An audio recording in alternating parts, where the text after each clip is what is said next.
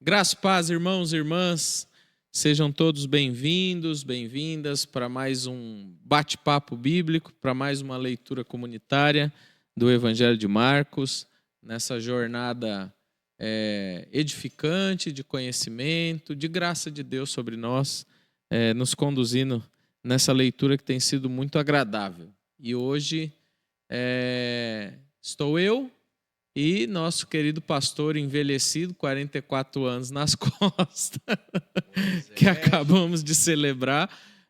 Boa noite, Fernando. Pois é, me respeite que eu sou um senhor de 44 anos de idade. Com o óculos do Harry Potter, olha lá, olha bem para a câmera, olha lá. Qual que é a câmera? Olha lá, ó. O Harry Potter. Isso é pra ser mais redondinho ainda, mas não tive tanta coragem assim, não. Aí ia ser mais Harry mais Potter, Harry Potter aí. mais Harry Potter. Boa noite a todos, sejam muito bem-vindos, meus irmãos, minhas irmãs. É muito bom estar com vocês aqui, podendo partilhar do Evangelho de Jesus, do Evangelho de Marcos, das palavras de Jesus, né? Narradas aqui por Marcos. É muito bom estar com você, meu amigo Wagner. E hoje nós estamos sem o nosso amigo Renato, que mais uma vez, como sempre, né, nos abandona porque nós não somos dignos da presença dele, né? Exato. Ok? É um ser escatológico. Mas é o que tem para vocês hoje, somos nós dois. É isso aí. É isso aí. E vamos para mais uma boa leitura do Evangelho, né, Wagner? Exato. Mesmo se a gente falar qualquer groselha, só a leitura do texto Já valeu. Já valeu. Mas vamos orar antes, agradecer a Deus, né, por esse dia e por esse privilégio que Ele nos dá. Amém. De termos a possibilidade de ler juntos a Bíblia Sagrada. Deus, nós te louvamos por meio de Cristo Jesus. Nós te agradecemos por Cristo Jesus, nosso Senhor, pela salvação, pela graça que nos alcançou. Obrigado por mais esse dia onde nos reunimos para juntos ler o teu Evangelho.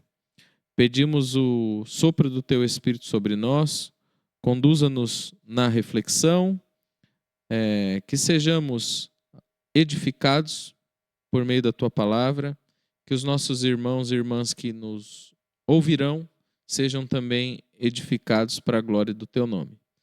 Abençoa o Renato na labuta da vida, abençoa-nos nessa reflexão. É o pedido do meu coração, no nome de Jesus. E já te agradeço, Deus. Amém, amém e amém. Amém. Bora. Você vai fazer aquela nossa revisão, né, do capítulo anterior? Dos textos que a gente vem conversando, né? A gente está no capítulo 13, e esse capítulo 13 é Jesus orientando seus discípulos ao que está acontecendo e o que vai acontecer, né? Então, Jesus vem alertando eles para que tenham cuidado, para que ninguém os engane, fiquem atentos, né, aos sinais que estão acontecendo e que acontecerão antes da vinda do Filho do Homem. E ele anima os discípulos a que perseverem até o fim, porque eles serão salvos. Então a gente veio percorrendo aí o capítulo 13 até o versículo 23, né? A última leitura que fizemos aqui e também com a igreja na quinta-feira foi até o versículo 23, né? Que termina assim: por isso fiquem atentos, avisei-os de tudo antecipadamente. Ou seja, Jesus avisa de todos os acontecimentos que aconteceriam antes do seu retorno como Filho do Homem, né? Antes das estruturas da religião serem derrubadas, né? O começo do capítulo 13 ele vai falar, inclusive, do templo, né? Que não ficará pedra sobre pedra.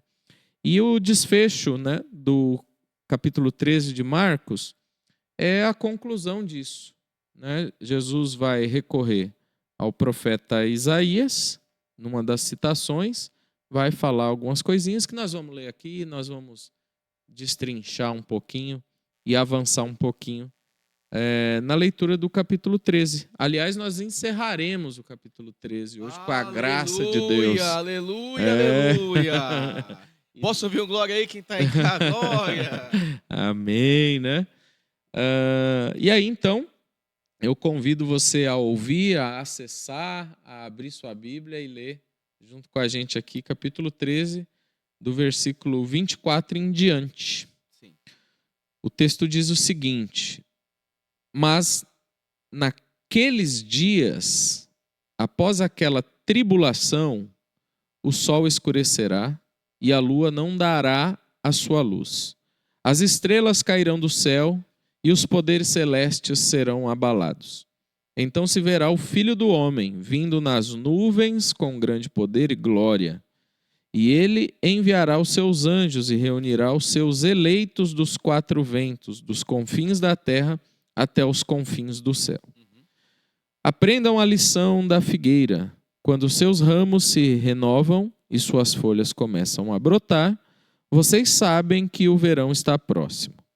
Assim também, quando virem estas coisas acontecendo, saibam que ele está próximo às portas. Eu lhes asseguro que não passará esta geração até que todas essas coisas aconteçam. Os céus e a terra passarão, mas as minhas palavras jamais passarão. Quanto ao dia e à hora, ninguém sabe, nem os anjos no céu, nem o Filho, senão somente o Pai. Fiquem atentos, vigiem. Vocês não sabem quando virá esse tempo. É como um homem que sai de viagem, ele deixa sua casa, encarrega de tarefas cada um dos seus servos e ordena ao porteiro que vigie. Portanto, vigiem, porque vocês não sabem quando o dono da casa voltará. Se à tarde, à meia-noite, ao cantar do galo ou ao amanhecer. Se ele vier de repente, que não os encontre dormindo. O que lhes digo, digo a todos: vigiem. E aí, meu amigo Fernandinho? Hoje é só nós dois. E rapaz, eu tô numa... Quem tá me acompanhando aí em casa, tá vendo que eu tô tossindo bastante. Eu já venho assim alguns dias já, né? Quase... Há muitos dias, viu, Fê? Uns 20 e poucos dias já, tossindo sem parar, né? Sim. Eu tô calculando pelos remédios que eu tô tomando. Infelizmente, eu sofro com gastrite e refluxo, né? E até as coisas voltarem para o seu devido lugar, eu preciso, enfim, fazer reeducação, tomar remédios. E aí essa tosse persiste por todo esse tempo. Então, peço já desculpas para todo mundo que está aí acompanhando a gente, caso desculpado. eu venha tossir bastante, mas é isso. A gente acabou de ler um texto que completa, né, complementa o fim ou aquilo que Jesus fala a respeito do fim. Se tem uma coisa que a gente precisa ter claro, né, Wagner, que nem sempre as palavras de Jesus elas foram fáceis de serem interpretadas, inclusive para os seus discípulos. Ah, sem dúvida. Tem hora que os seus discípulos... Principalmente para eles, para nós hoje que lê 2000 anos depois, é muito mais fácil. Para eles que vivenciaram essa fala, nem sempre tinha situações que Jesus falava, os discípulos chegavam assim: Jesus, não entendi nada não.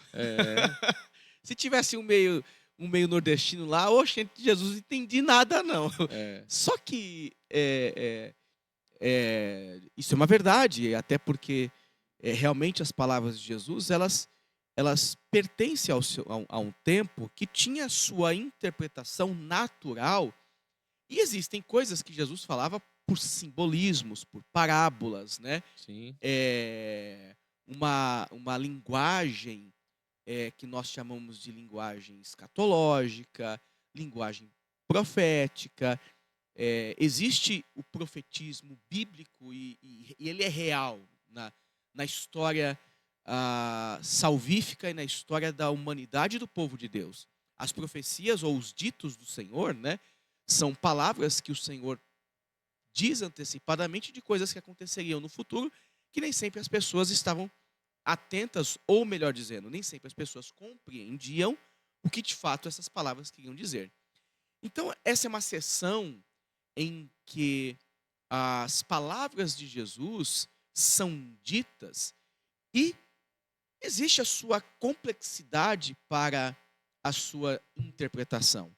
Principalmente aqui, a partir desse momento, que Jesus começa a falar, depois de apontar para o templo, né? E falar sobre a queda do templo, como mesmo você já falou, Sim. a destruição, a grande tribulação, princípios de dores, um tempo dificílimo que os seguidores de Jesus iriam vivenciar. Então, quando a gente lê esse texto... Ô Fê, e esse templo derrubado não é só o templo físico, é o sistema religioso. É a estrutura, né, do mundo Isso aí. judaico, Só né? para... Mundo religioso. Porque às vezes quando fala de derrubar o templo, a gente só pensa no prédio.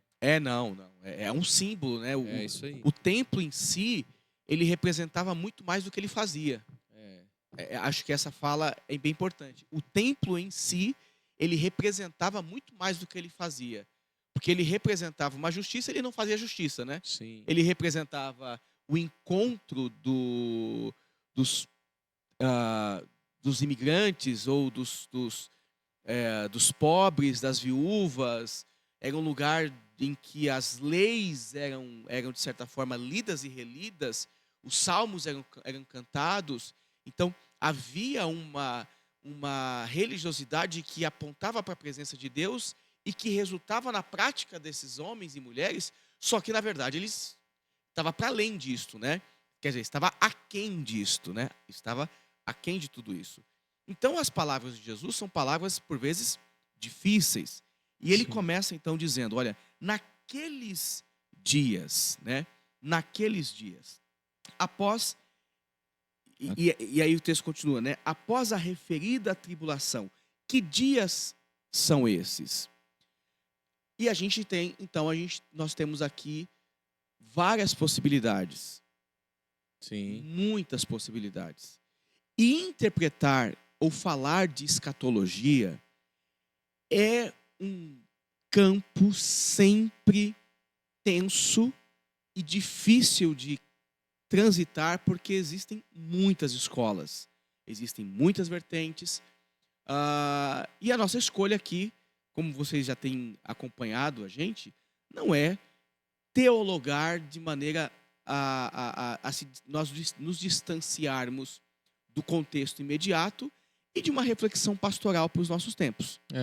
Eu e o Renato falamos isso na quinta-feira, né? Que a ideia não é teologar, a ideia não é falar interpretar aqui com chaves sistemáticas, ou seja, aqui a gente pode tirar a base para o milenarismo, para o pós-tribulacionismo, para o pré-tribulacionismo. Não, a nossa ideia não é essa. Se quiser aprender disso, pega um livro de sistemática, vai estar lá. Você falou disso, interessante. Eu não sei vocês, pessoal, mas a gente cruza com pessoas na jornada da vida, você diz que tem, e a gente percebe isso. Tem pessoas que são muito legais, tem pessoas que são chatas, tem pessoas que são inconvenientes. E esses dias eu cruzei com um inconveniente. Não conhecia, mas poucas palavras já revelam a inconveniência da pessoa. Eu estava no banco. Aí o camarada percebeu que eu era evangélico, porque eu estava atuando como administrador da igreja, estava fazendo algo em nome da igreja, aqui local. E ele disse, você é evangélico, o que você pensa sobre a vinda de Jesus? Você é pré-tribulacionista, pós-tribulacionista? Aí eu falei, o cara não sabia meu nome, o cara não sabia como eu estava. Eu olhei pra ele e falei assim, ô, meu amigo, desculpa, eu só tô preocupado se ele vem. E como eu acredito que ele vem, isso pra mim basta.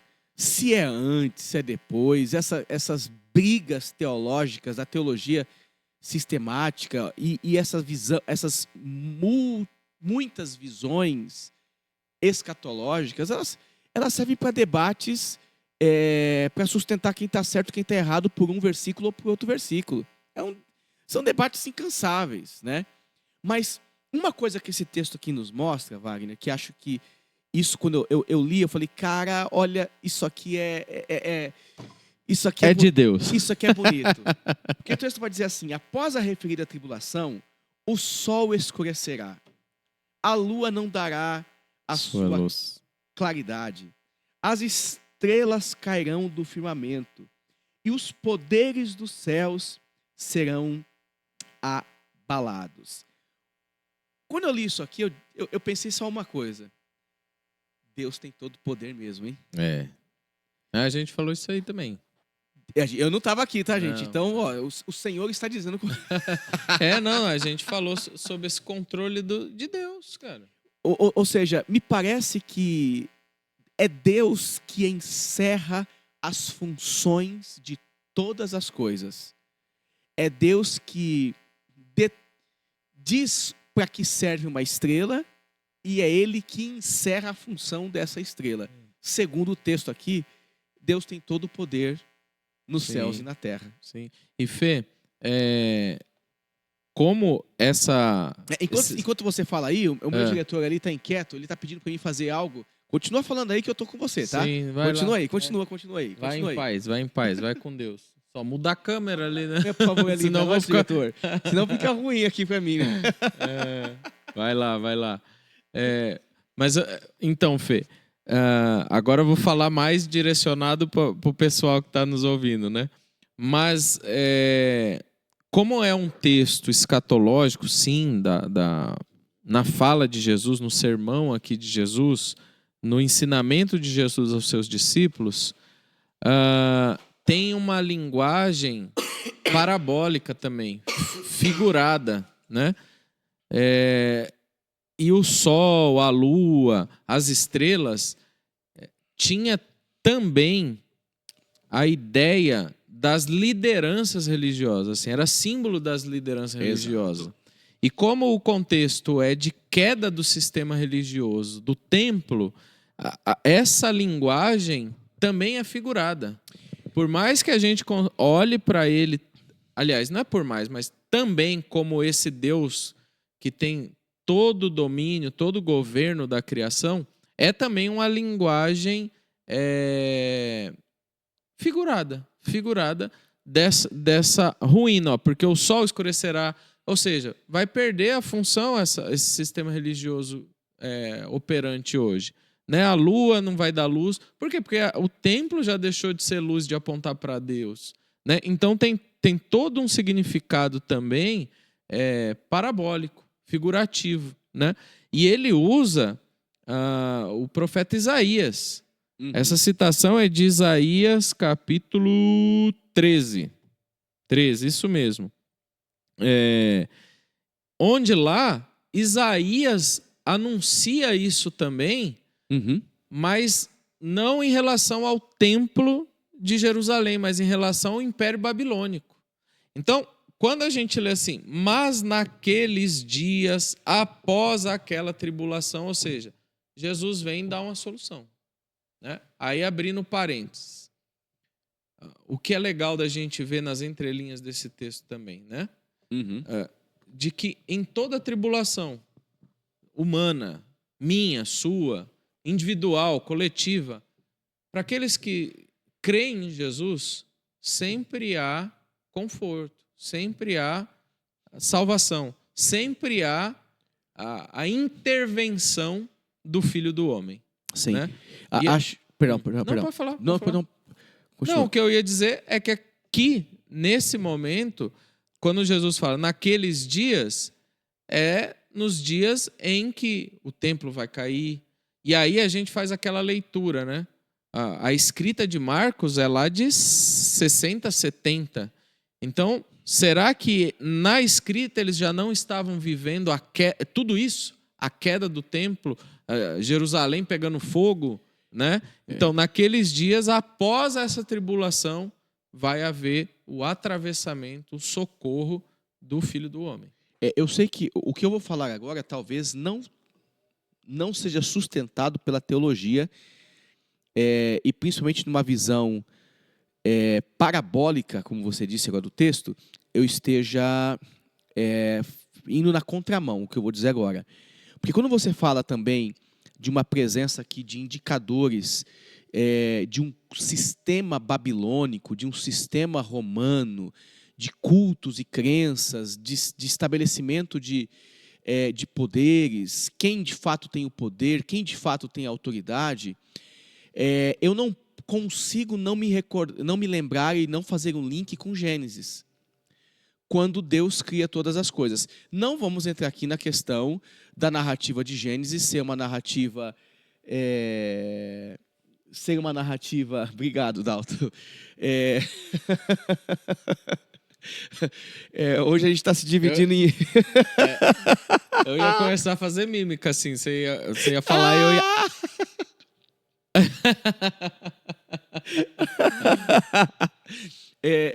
Voltando então aqui, quem está me vendo agora, estou dizendo que a narrativa bíblica, o texto bíblico do Gênesis aponta para um Deus criador de todas as coisas. Sim. Né?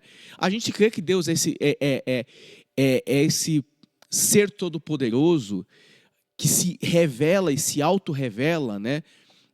Na história da humanidade, que a criação revela quem ele é por meio do seu poder, indicando que ele é o criador de todas as coisas. A gente acredita nisso. Sim. Acreditamos na criação de todas as coisas por meio do Senhor. E o texto do Gênesis, ele aponta então para esse fato em que Deus aparece como o Senhor Supremo, criando o sol, criando a lua, criando as estrelas, criando os firmamentos. E o texto é escrito diante de um contexto que havia muitas guerras entre deuses, oposições entre divindades. Sim. Quando o texto do Gênesis é escrito, ele é escrito também com uma ideia apologética de dizer que o Deus de Israel, ou Deus Yahvé, é o Deus criador de todas as coisas, e não é Ra, não é fulano, não é ciclano, que criou o sol, que criou a lua. Não, o Deus criador de todas as coisas é esse aqui. Exato. Que se revela. Então, a gente tem também, podemos indicar no texto, esse Deus poderoso que cria o sol e que também encerra a função do sol. Sim. E que é acima de qualquer Deus, de qualquer povo, de qualquer tempo, seja babilônico, romano, judeu. Agora, fazendo uma leitura, um link, então, com o templo e sua disposição para a sociedade e a sua função primária, que é uma função política, religiosa, social, econômica, tudo isso existe para a manutenção e para a vida do povo. Ora, se a gente pensar política, o que é política? A política é justamente um organismo, um órgão que vive em função do povo, não é em função do umbigo do político. Política é isso.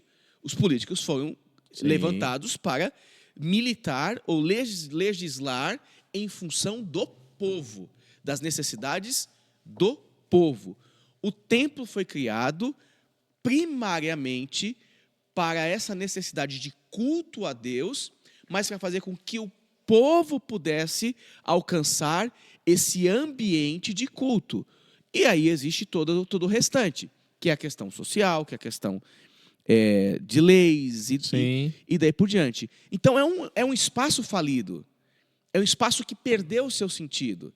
Logo, o mesmo Deus que criou todas as coisas, que estabelece o templo, é o mesmo Deus que encerra também a função desse templo, que vai agora colocar toda essa representação de justiça em cima de um outro organismo, que não é mais um templo, e sim a igreja de Jesus é essa representação da justiça do Senhor, esse sinal que aponta porque é justo, porque é correto, uma vez que o templo não deu conta.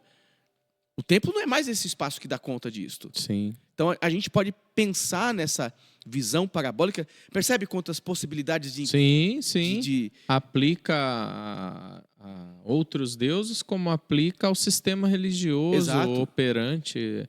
É isso. E para os primeiros ouvintes, esse trecho aqui faz muito sentido. Poxa. Por mais que tenha algumas coisas que a gente falou aqui na introdução que às vezes era difícil dos discípulos entenderem, e era mesmo. Na hora que você falou isso, eu lembrei de Jesus com a mulher samaritana no poço de Jacó.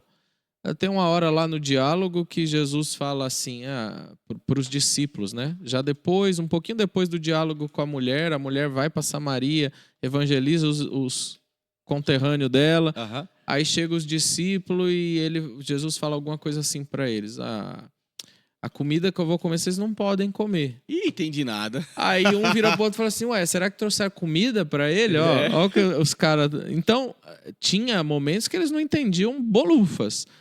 Mas nesse contexto aqui, a coisa começa a fazer sentido. E essa referência ao profeta Isaías é algo conhecido dos seus discípulos, dos judeus, né?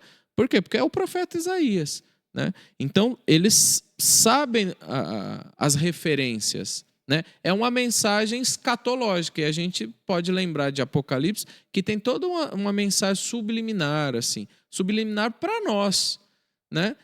Mas para os primeiros leitores fazia sentido. Toda a linguagem figurada, escatológica, subliminar, tinha um sentido para os primeiros. E para eles aqui também.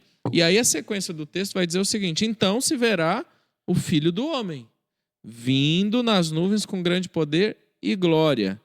E ele enviará seus anjos e reunirá os seus eleitos dos 4 ventos dos confins da terra até os confins do céu. Sim.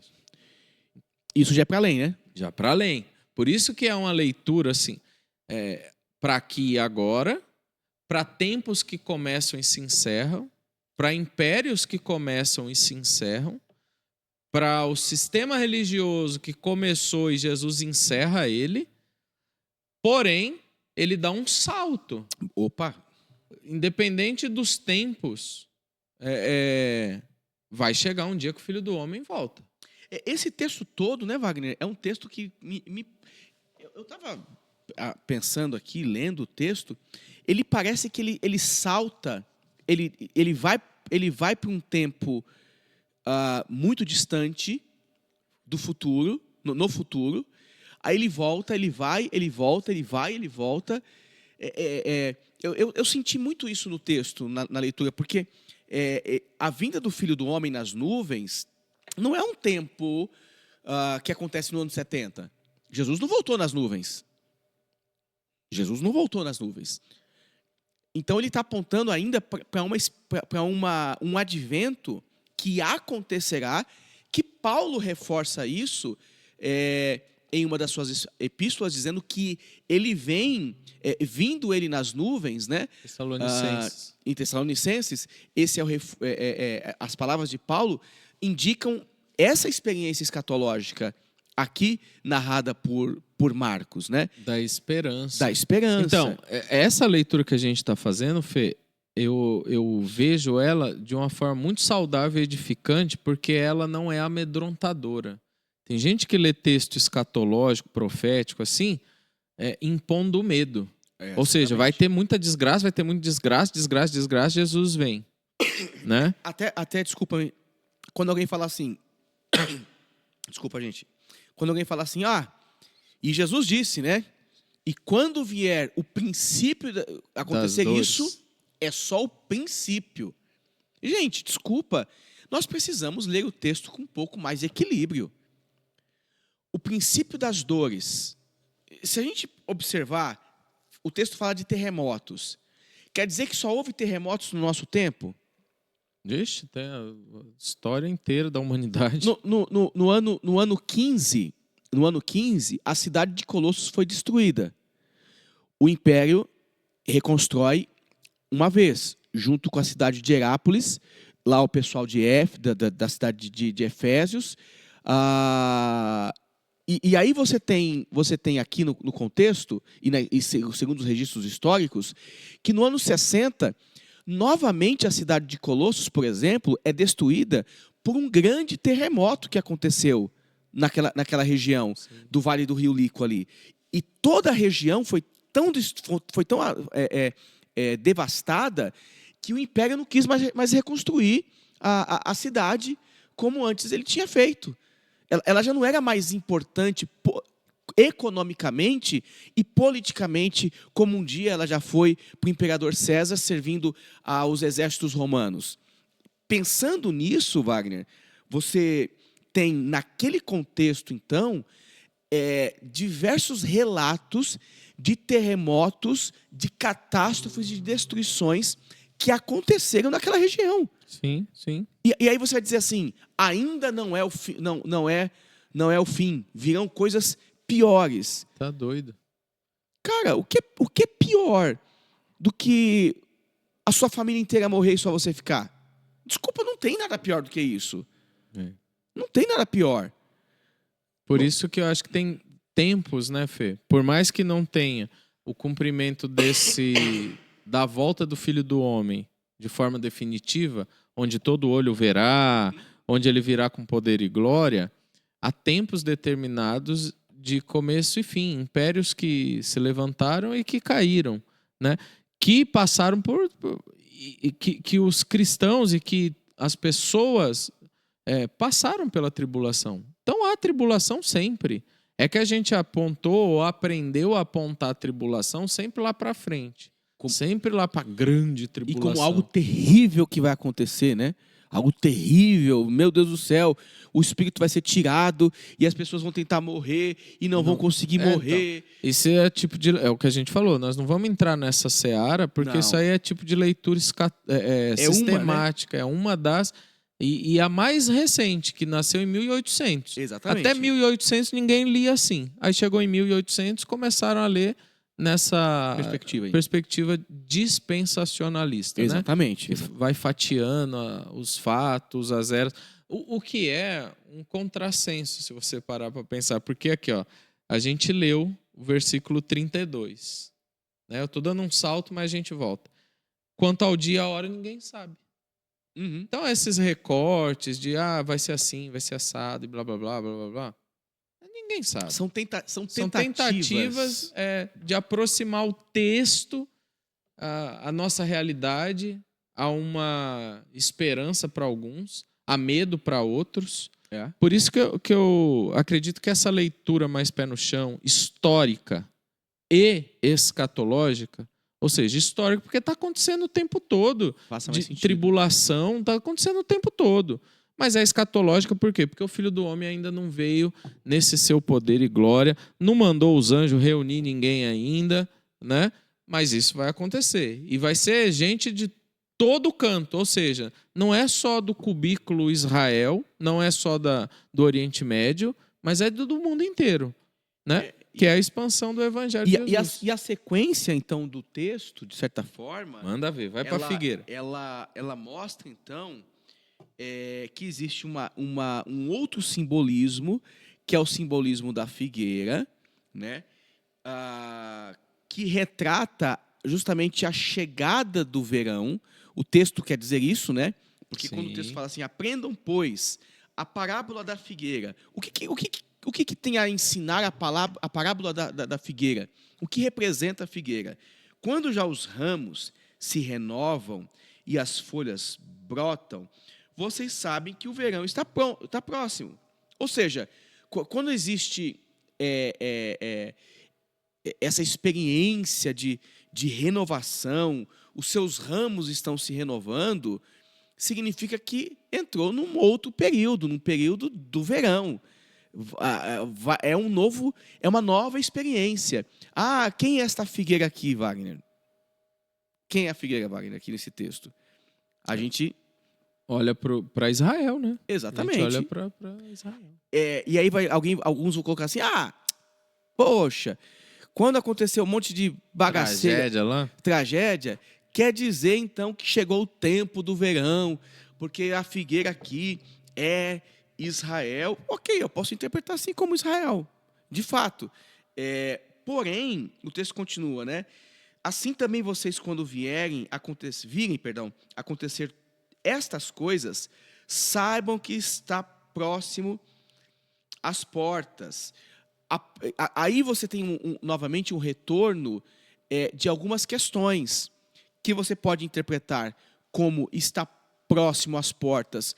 Todo o caos, todo o sofrimento, os acontecimentos profetizados para o templo, que vai de fato acontecer tudo isto, né?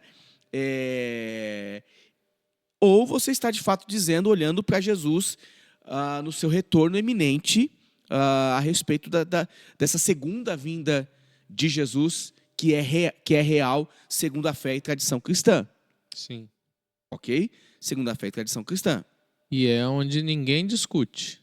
Exatamente. Presbiteriano, batista, pentecostal, neopentecostal, ninguém discute essa vinda. Ou se a gente concorda, se todas as linhas concordam em algo, é que Jesus volta, né? Sim. Enquanto ele não volta, a gente está passando por diversas tribulações e nós estamos indo. Enquanto ele não vem, a gente está indo.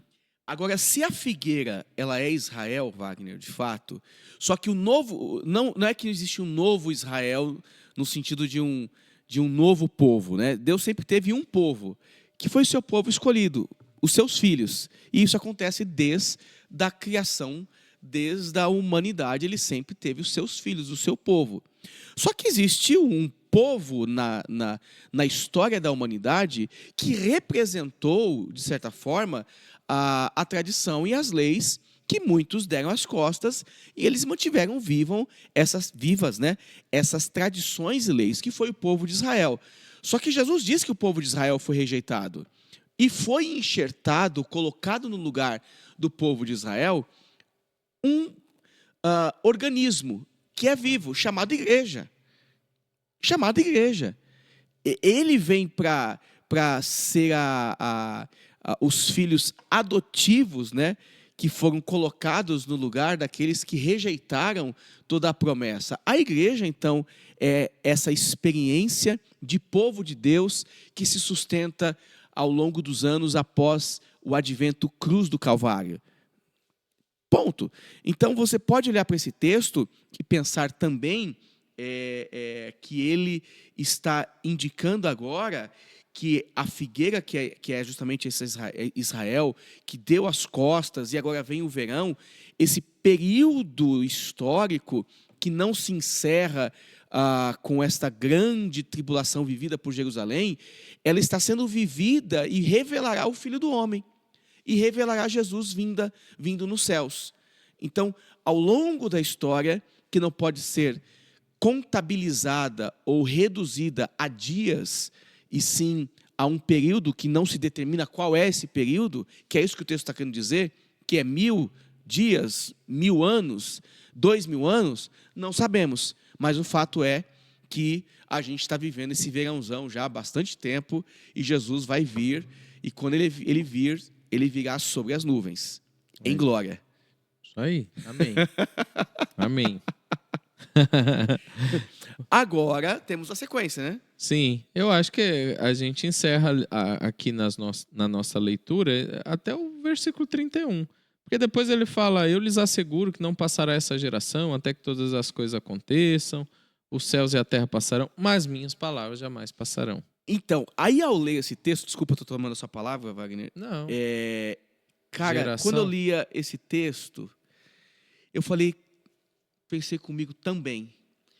O centro do texto, além de ser a vinda de Jesus, o centro espiritual do texto é a vinda de Jesus. Ok. Certo? O ápice do texto é isso. Só que a realidade escatológica que o texto provoca, na minha concepção, é justamente o que está revelado no versículo 34. A partir do versículo 34. O versículo 34, na minha forma de ler o texto, é o ponto central relacionado à vida. Porque se existe o ponto central relacionado às questões futuras, às questões eternas, às questões envolvendo o Filho do Homem, existe um aspecto que envolve as práticas e a realidade da igreja, que Jesus deixa muito claro aqui nessa narrativa. Que o texto diz assim: olha, estejam de sobreaviso, tal, porque vocês não sabem quando será o tempo. Ok, ele falou do sofrimento, falou então da dor, falou que ele vem, o Filho do Homem vem, ok. Então o que fica para nós? Sendo que a gente não sabe, nós não sabemos como se dará tudo isso, nós não sabemos que tipo de... qual é o start que vai determinar, está acontecendo isso. Ok, nós não sabemos o momento, mas nós temos então aqui no texto uma condicionante, né, uma indicação que condiciona um comportamento da igreja, dos seus discípulos, para toda essa realidade de espera. É como um homem que, ausentando-se do seu país, deixa a sua casa. Aí vem aqui a questão, Wagner. Dá autoridade aos seus servos, a cada um a sua obrigação. A cada um a sua obrigação. Nós, como igreja, temos uma responsabilidade, uma obrigação. Não se trata de um tipo de vida que eu faço se eu quiser. Se eu quiser, ok, eu posso não fazer. Mas se eu for discípulo de Jesus, eu não tenho outra coisa a não ser seguir os seus passos, caminhar com Ele, tomar a minha cruz a cada dia. Então eu tenho obrigações. Quais são elas? Jesus olha para os seus discípulos e diz: olha, ide por todo mundo, ensinando, fazendo discípulos, e aí batizando. Sim. Ou seja, continua fazendo o que eu comecei. Discípulo é isso. Igreja é isso. É dar continuidade a tudo aquilo que Jesus inaugurou no reino de Deus, na sua encarnação, na sua vida, nos seus ensinamentos, na sua morte e na sua ressurreição. Sim. Então a gente tem essa garantia, inclusive da volta do Filho do Homem, é garantia a partir do momento que ele ressuscita. O que mais que você vai duvidar mais o quê de Jesus? Ele falou que ele ia morrer, que ele ia ressuscitar no terceiro dia e que um dia voltará. A gente está nesse um dia voltará. Exatamente. E por estarmos nesse um dia voltará, nós não podemos perder de vista as nossas funções, as nossas obrigações. No entanto, só nesse trechinho aqui de 5 versículos, tem, eu acho que 1, 2, 3, 4 vigiem. Exato. Se mantenham alertas, acordados, vivos, dispostos. É isso, né? Mantém a missão, mantém a sinalização do reino de Deus. Ou seja, uma escatologia verdadeira é uma escatologia que provoca em mim continuidade. Não terror, não medo, mas esperança. Continuidade, nas suas palavras aqui, é esperança. Exatamente. Né? Não se trata... E acho que é isso, sabe, Wagner? O Evangelho é uma das experiências mais altruístas reveladas na humanidade. Porque ele revela Cristo. Só é altruísta porque revela Cristo. Se não revelasse Cristo, não seria altruísta. Não é essa capacidade de se colocar no lugar do outro. O Evangelho é essa experiência altruísta que faz com que os discípulos do Mestre também queiram ser altruístas, também queiram se colocar e se comportar como o seu Mestre. O Evangelho é tão impressionante e é uma experiência tão, tão transformadora que faz homens cruéis se tornarem bons, que fazem homens egoístas dividirem tudo que têm, trocar ao seu altar, ressignificar a sua história, as suas ambições. Dá para pensar, dá para entender e mensurar o que é isto? O Evangelho é essa experiência que faz com que pessoas, abandonem tudo por uma causa. Melhor dizendo, não uma causa, por uma realidade, por um reino. Isso é Evangelho. Então, quando Jesus diz, olha, a cada pessoa que ficou aqui, porque o Senhor foi o homem de autoridade, né? Que domina todas as coisas, o chefe de Estado, saiu do seu país. Só que ele deixou a casa e deu autoridade para todo mundo. Deu autoridade para os seus servos. Para todo mundo que está aqui. Sim. Isso é bem legal de se pensar, eu acho que é. Jesus saiu de cena. Esse é o retrato. Exato.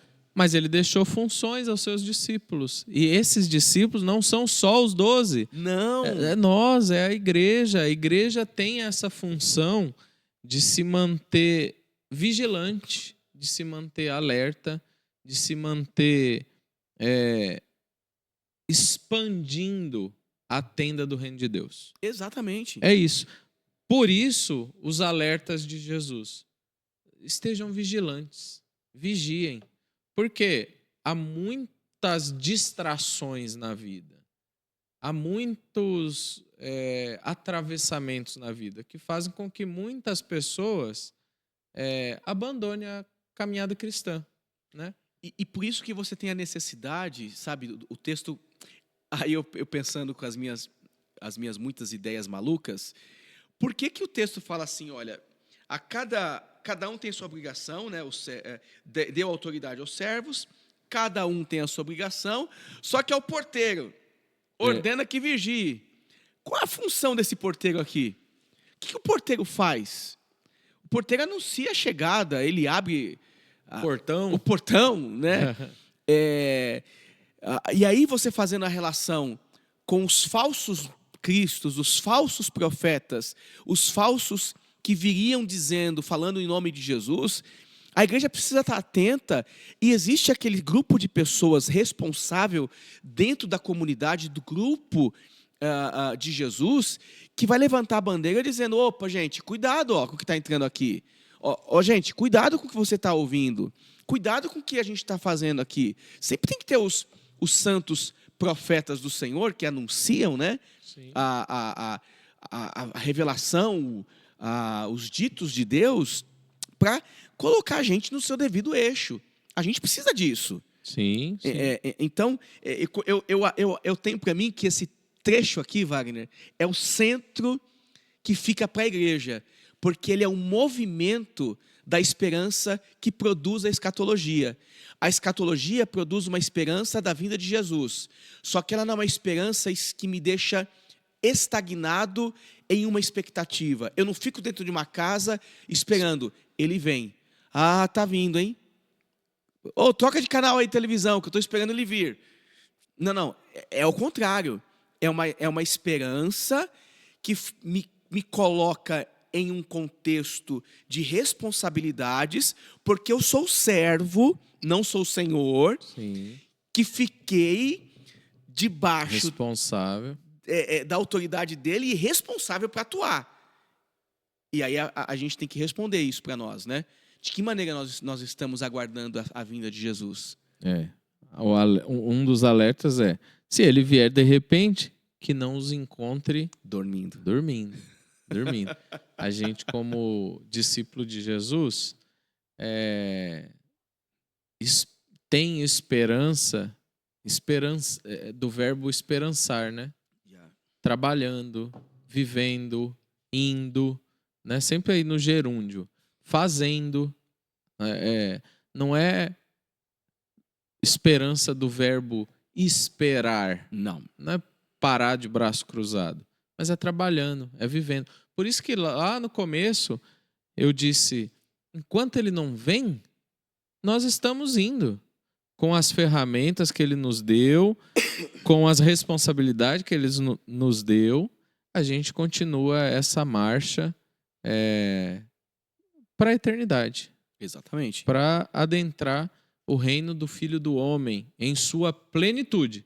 Porque hoje a gente já faz parte, né? Inclusive, quando a gente lê no texto aqui, essa geração não passará, há teólogos que leem como a geração de Jesus, mas há outros que ampliam esse guarda-chuva e falam, essa geração é desde a encarnação de Jesus até a volta dele. Até a vinda do Filho do Homem. Até a vinda do Filho do Homem.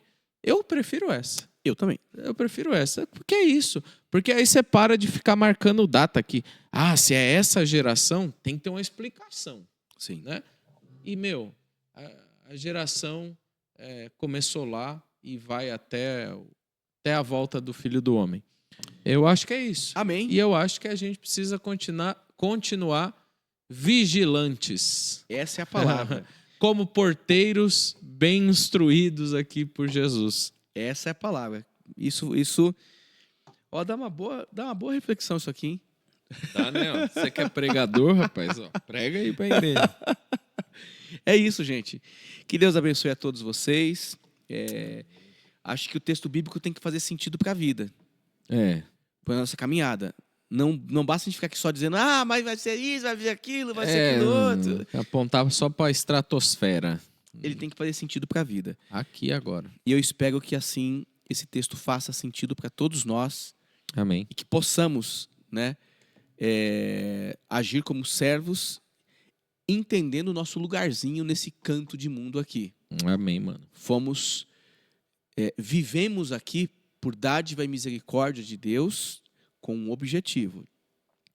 E esse objetivo é nos mantermos vigilantes a fim de revelarmos o Cristo por meio das nossas ações e vida.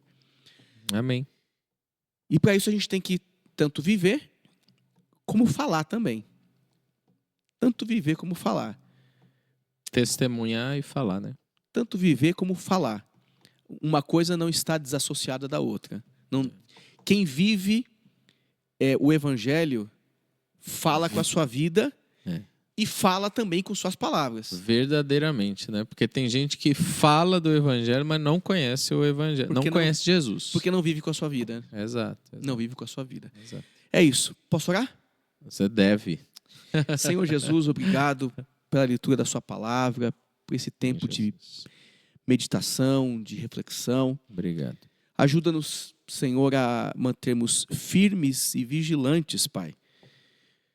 Ao ler esse texto, que ele possa nos inspirar a isto, a vigiar, Senhor. Amém. A não cairmos nas nossas tentações, naquilo que nos desestabiliza, naquilo que nos tira do eixo. Amém. Pai, ajuda-nos, Senhor. Livra-nos de todo mal, Pai. Livra-nos de todo mal. A minha oração é que o Senhor abençoe a todos os meus irmãos e irmãs. Seja com cada um dos teus filhos e filhas. No nome de Jesus. Amém. Amém e amém. Deus abençoe a vocês. Amém. Fiquem na paz. Tchau, tchau.